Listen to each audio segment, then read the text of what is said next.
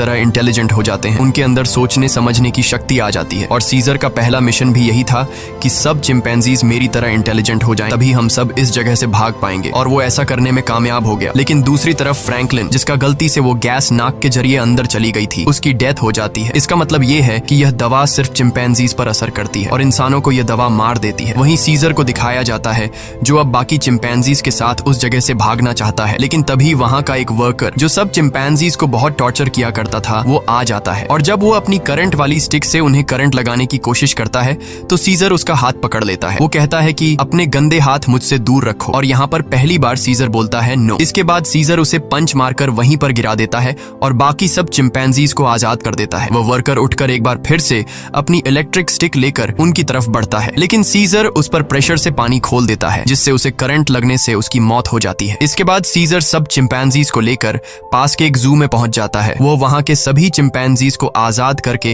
अपनी टीम में शामिल कर लेता है। और अब ये सब के सब विल की लैब में पहुंच जाते हैं। वहां पर भी बहुत सारे चिंपैंजीज होते हैं, ये उन्हें भी आजाद कर देते हैं और अब इन सब की एक टीम बन चुकी है। वहीं विल, जिसे सीजर की बहुत ज्यादा याद आती है, वह उस जगह कॉल करता है जहां पर सीजर को कैद कर रखा गया था, पर उसका कॉल कोई रिसीव नहीं करता। इसलिए वह जल्दी से कैरोलिन के साथ वहां पर पहुंच जाता है। वो देखते हैं कि यहाँ पर तो एक भी चिंपैंजी मौजूद नहीं। तभी उन्हें एक जख्मी वर्कर दिखाई देता है। विल उससे पूछता है कि यहाँ पर क्या हुआ। वह बताता है कि तुम्हारा सीजर सबको अपने साथ ले गया और वह पहली बार बोला भी था। ये सुनकर विल बहुत ज्यादा परेशान हो जाता है और अब वह समझ जाता है कि सीजर अपने सभी साथियों के साथ रेडवुड जा रहा है, जहां पर बचपन में उसे ले जाया करता था। सीजर शहर के रास्ते से अपने साथियों के साथ आगे की तरफ बढ़ रहा होता है। रास्ते में एक ब्रिज आता है जहां पर पुलिस उनका रास्ता रोक लेती है और इसके बाद चिंपैंजीज और पुलिस के बीच में एक बहुत बड़ी फाइट होती है। हालांकि सीजर का मकसद इंसानों को चोट पहुंचाना नहीं था, बल्कि अपने चिंपैंजी भाइयों को आजाद करके उन्हें रेडवुड जंगल तक पहुंचाना था। उनके ऊपर हेलीकॉप्टर से हमला किया जाता है और जब सीजर को नुकसान पहुंचने वाला होता है